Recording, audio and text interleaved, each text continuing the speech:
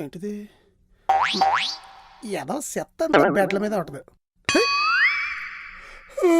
ఒరే అంజీ ఎక్కడున్నా? అమ్మో, అమ్మాయి గారు ముందే లేచిపోయినట్టున్నారు. పని చేయకపోతే శాలరీ కట్ చేస్తారే. ఇప్పుడు ఏం చేయాలి? ముందు పని మొదలెట్టేసి క్రెడిట్ కొట్టేద్దాం.